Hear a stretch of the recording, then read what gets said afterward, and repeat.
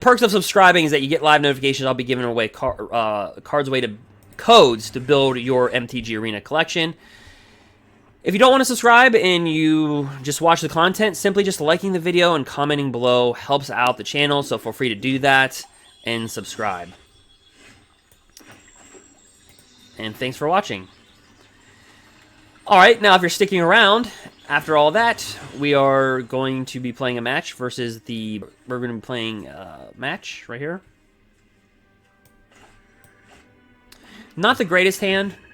So again, notice this nomad is being played quite heavily, right?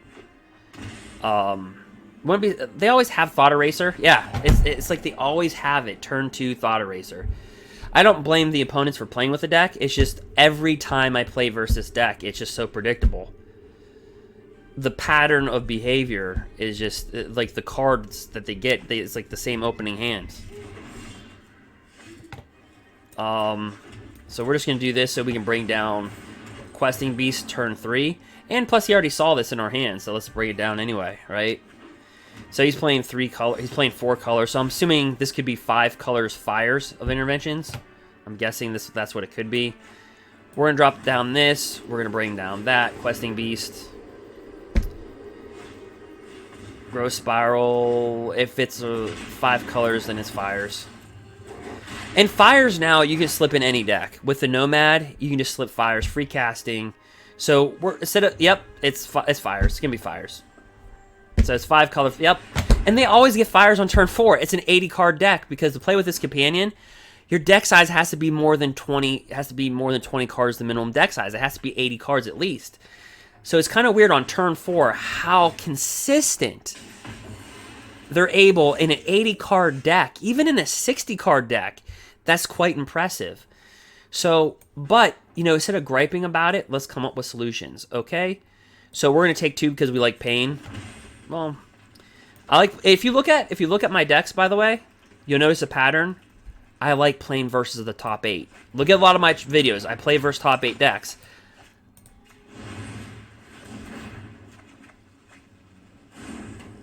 Alright, let's smack them with that. Smack them in the face. Now they're playing with 5 colors, so anything goes. They have free casting.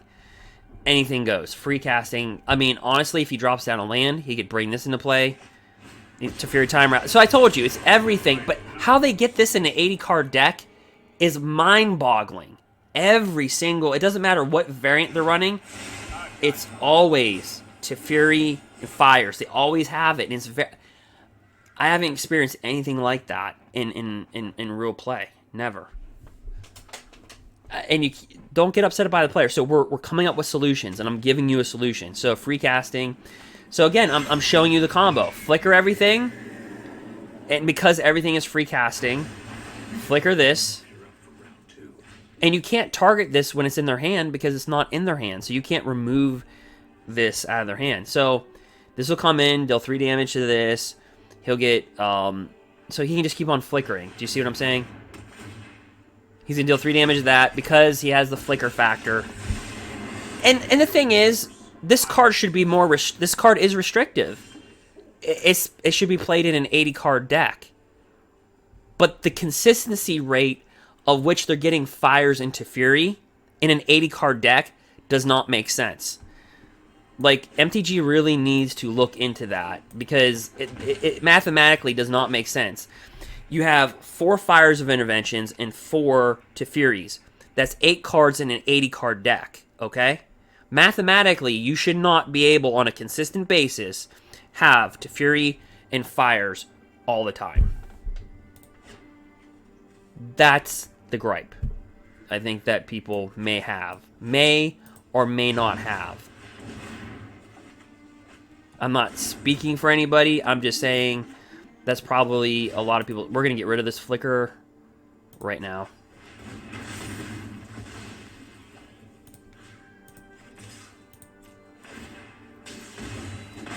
I'm getting too old for this.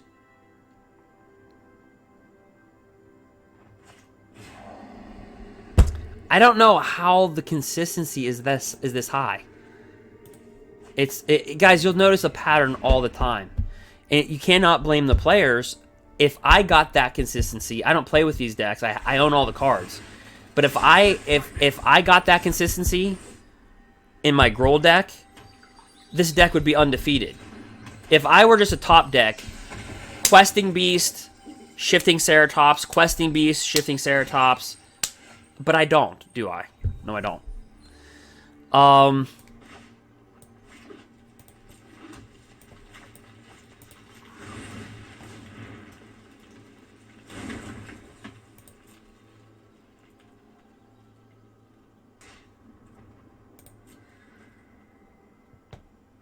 The consistency rate, that's the problem.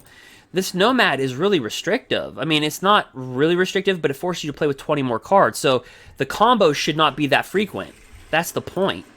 So I think when they created these cards, like supposedly maybe Mark Rosewater, I know he's taking a lot of heat on social media. I don't talk about drama and stuff like that. There's other channels that probably do that. But I'm assuming that he did not expect the consistency rates on Arena to be as they are. So Wizards really needs to check their algorithm in which they're slicing up their cards, because I can guarantee you the consistency rate, even in a 60 card deck, this would be insane. In a 60 card deck, this would be ridiculous.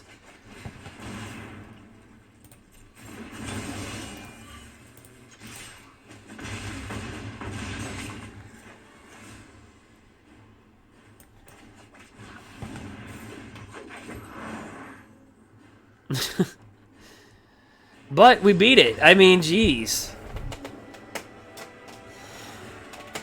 Just like you saw last game. But every deck's fire. So anyway, let's look at our deck here, sideboard. Fry. People forget about this card. Cannot be countered. Deals 5 damage to a white or blue creature. Or planeswalker. So it kills their companions. Most of the companions that are being played are white or blue combination. Then we have 2 shifting Ceratops on the sideboard, but I have to run 1 main board because of how everything's being done. Then I have 3 Return of Natures. I don't play around. Destroy target enchantment. Then 2 Mystical Repeals. Put target enchantment on the bottom of the owner's library. We have Domri's Ambush, the stud of the deck. Put +1/+1 counter on target creature you control, and that creature deals damage equal to its power to target creature or planeswalker you don't control. And then, if we want to even spice it up even more, Thrash. Target creature you control deals damage. Now notice with Domri's Ambush and Thrash that if you're saying I'm talking too fast, I don't care. Pause the video, play it back, but I'm just talking really fast because I'm trying to do gameplay, record, and do this. I'm doing 3 things at once. So Thrash, target creature deals damage. Notice they don't fight, so your creature's not going to die. This right here is a stud. Creature enchantment spells you control can't be countered. For 2 mana. Okay, so in this matchup, we're going to drop this down. We're going to board in a shifting Ceratops. Let's see here. Since they're 5 colors, we want to shut their deck down for sure. So Domri's Ambush may not be a play here.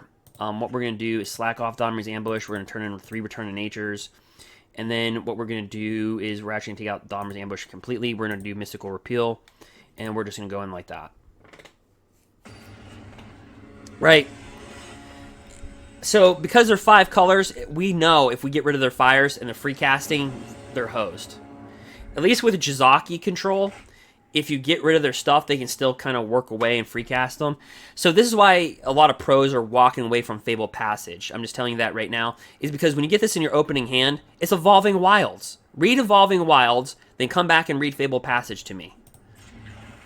I said that like look, the only difference is between this and Evolving Wilds is the last sentence. Then if you control 4 more lands, untap that land.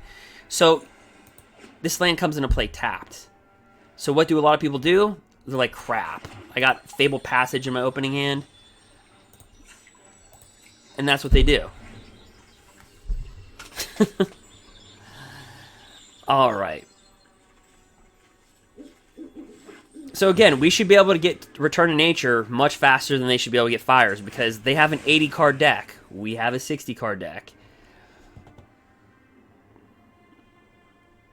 So I think when they created these cards, they were very restrictive, but the algorithm in which they're being shuffled is not consistent with what you would see in normal gameplay. And I think that's the problem. So I don't think the cards themselves are the problem. I think it's more or less they need to adjust the MTG Arena algorithm. And it's not me saying that Wizards, I'm complaining. It's just me pointing out an obvious objective fact. based on mathematical analysis. It's fact.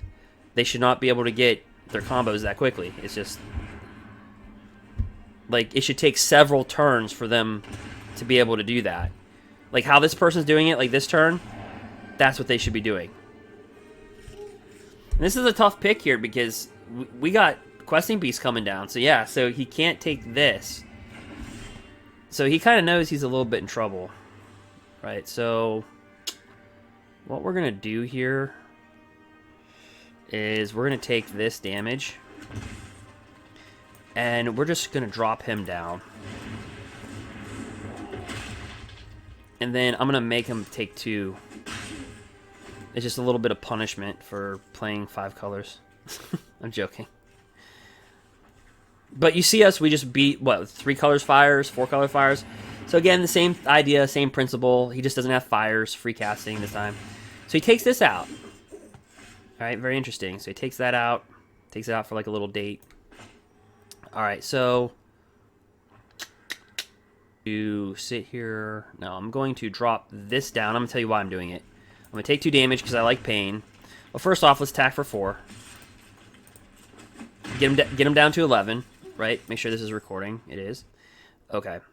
So we're going to get him down to 11. Then we're going to bring this down because it's all about card value. I have to outdraw him. So we're not going to hit him for 3. I'm explaining this to you why. We're going to draw a card. Because we want to get Embercleave on the board, and he can drop this down, flicker this back, deal 3 damage to one of our creatures, gain 3 life.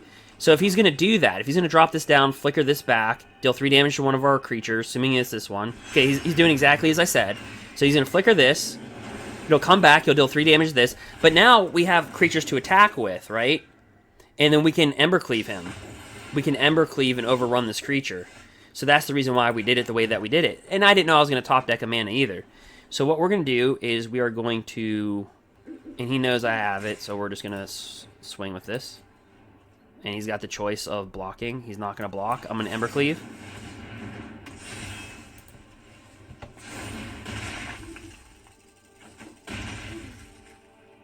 Yeah, we pretty much got him on lockdown now, right? So we swept the last Fire Smash 2-0. We're going to sweep this one 2-0.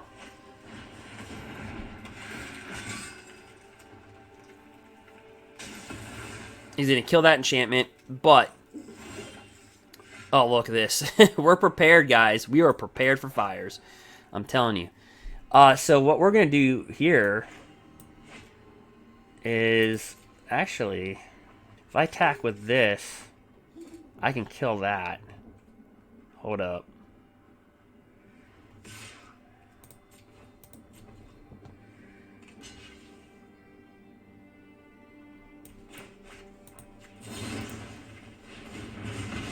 Yep, I'll trade. Then we're going to cast it, draw a card. This is where you lean off Edgewall Innkeeper. Flick out a land. They get free casting, but we can draw cards off Edgewall. We lean on Edgewall Innkeeper. Doesn't matter, you got fires now. It's like a little bit too late. So, we're going to bring this down, just in case he kills anything. We're going to go ahead and we're going to attack with these 2. He's going to be forced to block this, take the 1. And just because we can, we're going to use this to put fires at the bottom. But we're not going to get rid of anything because we want to keep this just in case he brings down like an enchantment like Elspeth Conqueror's Death. He's going to grow Spiral, draw out. If he can't get anything, he might quit. Yep, okay. So, there you go. You're looking for a deck that beats Fires of Intervention, and you're looking to get the Diamond status? Well, here's the deck. Guys, I do this on my live streams, and that's why you should subscribe. I'm really telling you that, because if you think this analysis is, like, pretty good, I get a little bit more detailed in my live stream. So you can follow me on here. I'm also on Twitch. Guys, here's us playing against Fires of Intervention. He's board wiped, Ether Gusted, but we're kind of in the driver's seat right here. So what we're gonna do simply is probably just kill this creature, or we can just overrun them. 5 Javelin. Let's just Kill the creature.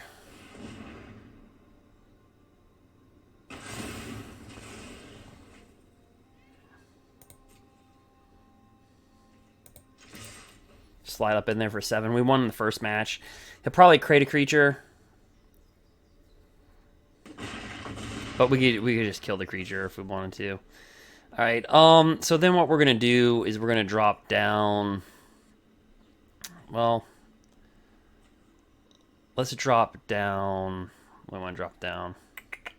Let's drop down this. Paradise Druid. For mana ramping. He'll produce a creature. Because everything's free casting, so you can interact. Or he might scry for 2.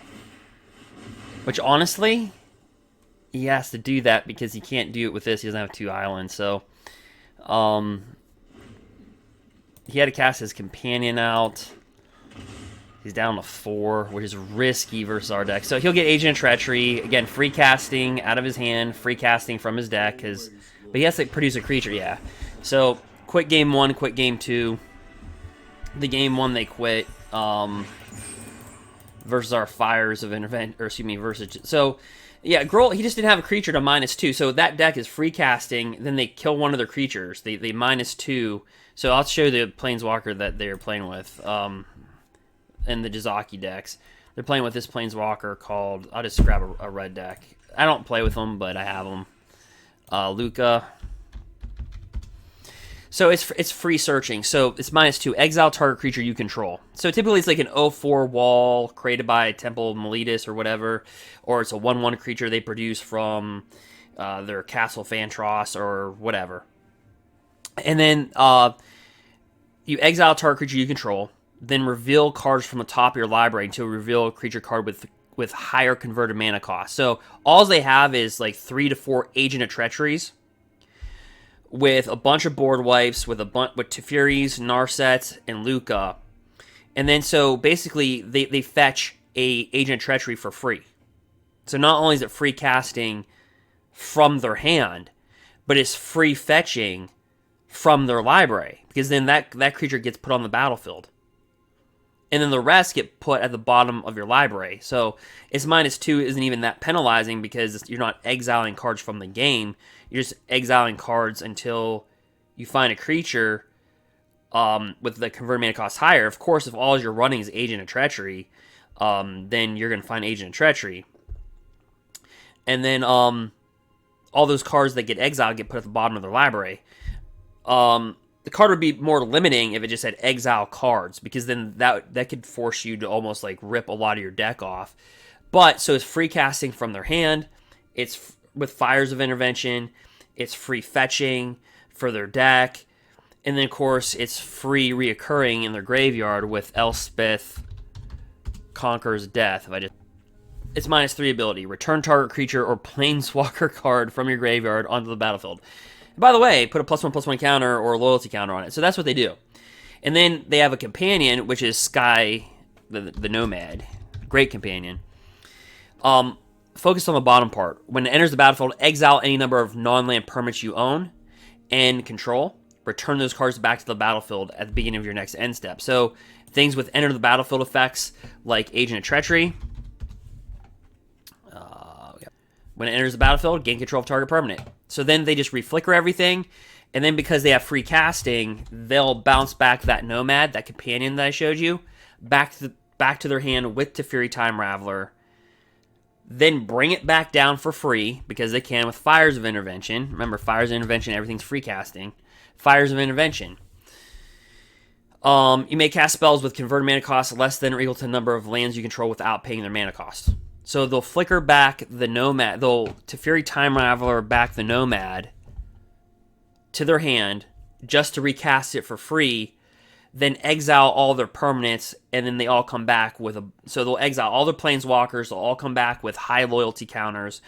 And then they'll flip over Agent of Treachery yet again and just keep on taking your stuff. So it's free casting from their hand. It's free casting, free fetching from their library, free reoccurring from Elspeth Conquers Death, from their graveyard back onto the battlefield, and then of course the exile zone for companions. So that's what makes the deck very hard, but you can just outchase them with Gruul. That's basically just what we did.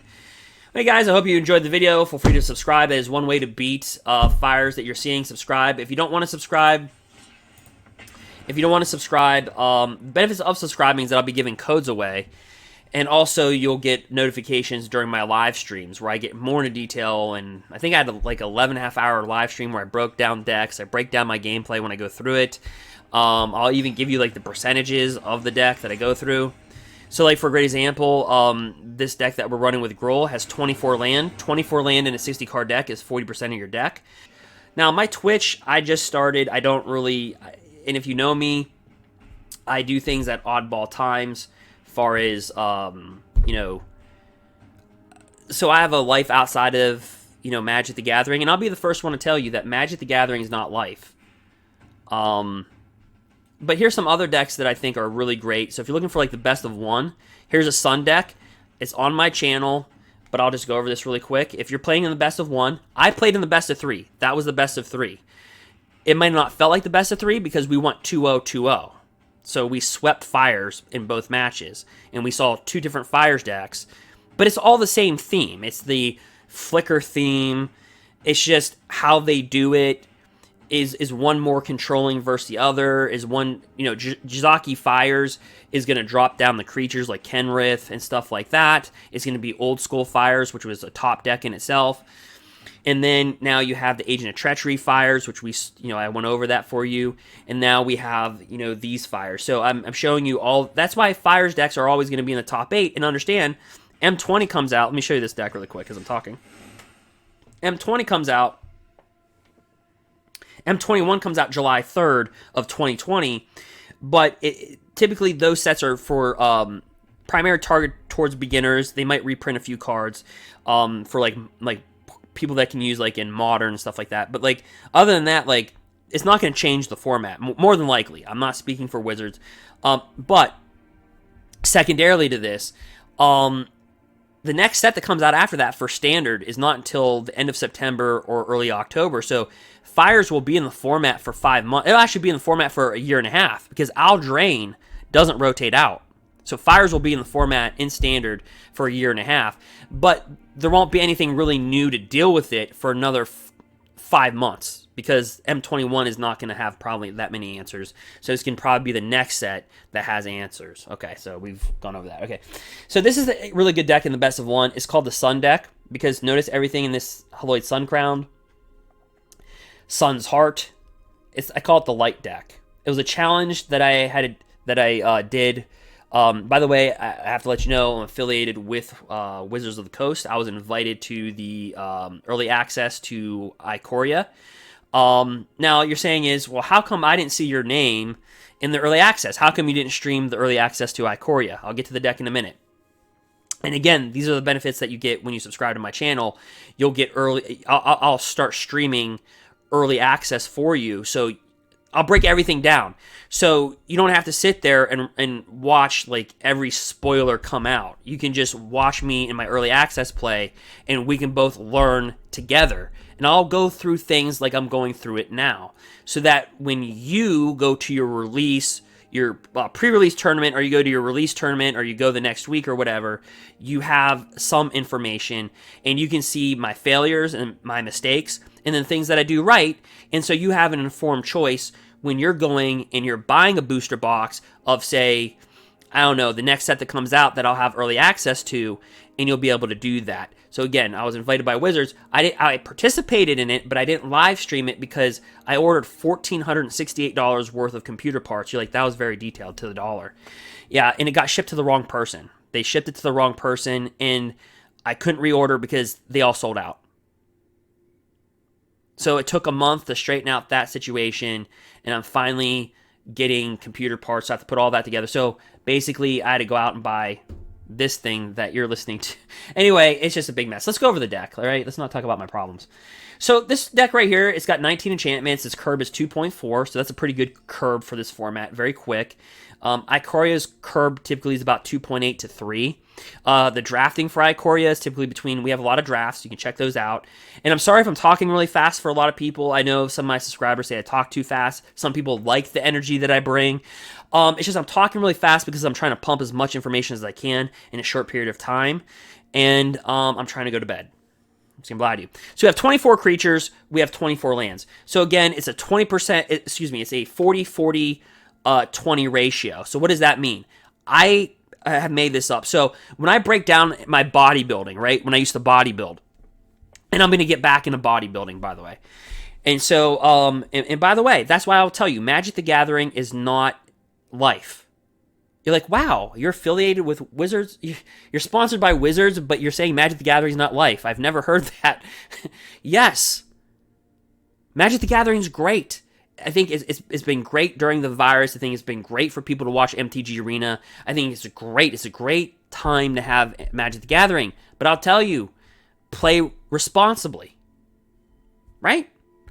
All right. And it's not life. You know, I want you to be healthy. I want you to be the best version of yourself. I want you to be the best college student, if that's what you're doing. Be the best electrician. Be the best carpenter. You know, if you're just I don't know what you are. If I don't have kids, but if you're a father or whatever, be the best father that you can be. If that's your only role right now, say you lost your job and you can't afford Magic the Gathering. You can only afford to watch YouTube videos. Look, that's fine. Be the best dad that you can be. I just want you to be the best version of yourself. So what I call this is called the 40-40-20 ratio. So that means 40% of our deck is lands, 40% are creatures, and 20% are non-creatures. So it's a 40-40-20 ratio. So that means the deck is well balanced. 40% of your deck is land, 40% is creatures, a la 24 creatures, a la 24 land, a la 12 non-creature spells. I call it the 40-40-20, and that curve averages 2.4. I did all the math for you. You don't have to do anything else. That's what's cool about my videos. You don't have to do anything. I've done all the play testing for you. I've done it for you. Okay, let's go into this. So it's a light themed deck, so it's going to be fun to play. When you win, you can do it with a smile on your face. Put a smile on that face. Right? Heath Ledger, Joker. Right? Okay. It's like, this is a light deck, and you're talking about the Dark Knight. All right. You're like, what a weird fellow. All right, so basically right here, we have... Did you ever see Daxos, by the way? Daxos. So his toughness gets pretty big, doesn't he? You typically have Daxos like a 2-8 or 2-7. His devotion gets really big, right? His toughness is equal to your devotion to white. Make him into an attacker. Each creature you control assigns combat damage equal to its toughness rather than its power. By the way, this planeswalker for a 3-dropper has 7 loyalty. And its -3 is pretty good. You gain life equal to the greatest toughness among creatures you control. In this deck, your creatures can get pretty big. So that means if Daxos is like 2-7, he attacks as a 7-7 creature because his toughness will deal the damage, not his power. And then we have Holoid Suncrown. So notice, I'm just going over the deck. So whenever you gain life, put a +1/+1 counter on target a creature or enchantment you control. Pay 2. Another target creature gains lifelink until end of turn. Huh? The Queen. Whenever white creature you control attacks, you gain 1 life. Johnny's Pridemate. Whenever you gain life, put a +1/+1 counter on Johnny's Pridemate. Hillerhawk. 1/1 flying lifelink. Beloved Princess. 1/1 lifelink. Can't be blocked by creatures with power 3 or greater. That's the reason why we put it in the deck, because with Ikoria standard, not a lot of creatures can block this. And you're saying, why would you do that? All that glitters. Enchant creature. Enchant creature is +1/+1 for each artifact or enchantment you control. Notice this is an enchantment. Banishing a Light.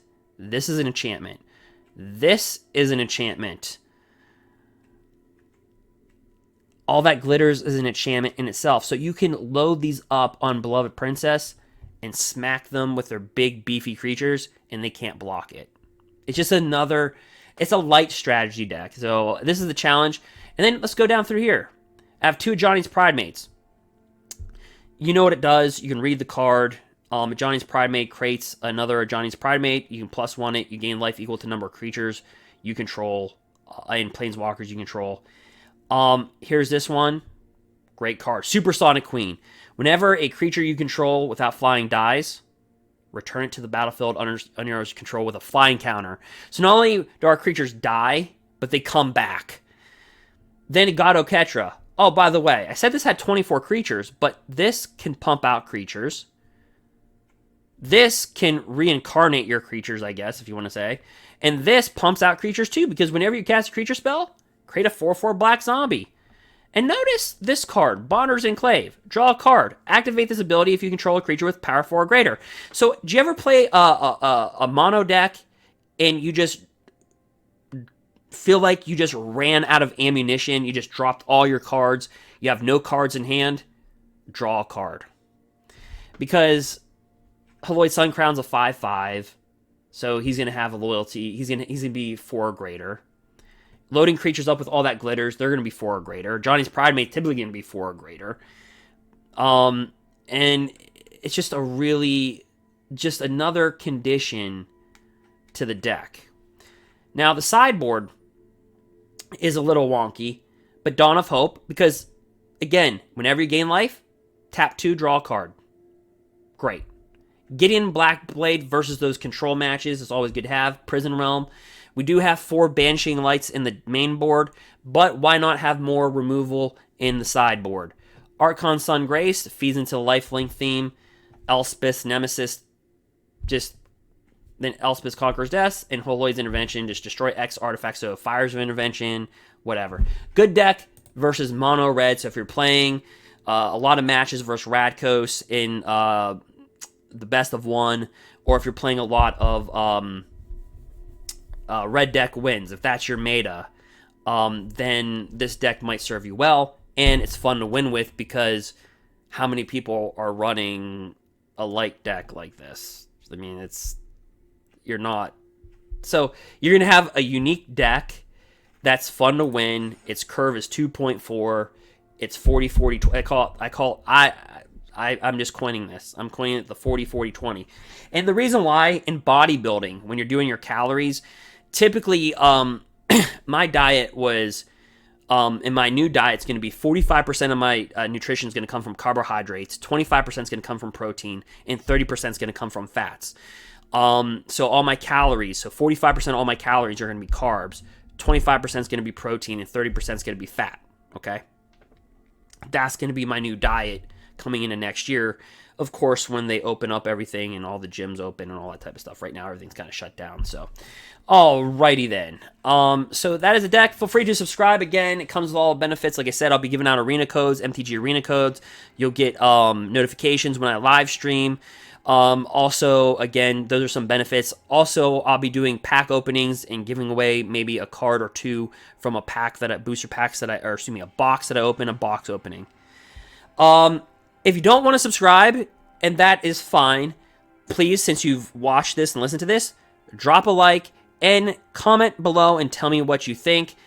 And by the way, the question of today is, what is your favorite color in Ikoria and your favorite commander? Tell me that in the comment section. And again, subscribe. If you don't want to subscribe, just like the video, comment below. That helps out even if you don't subscribe.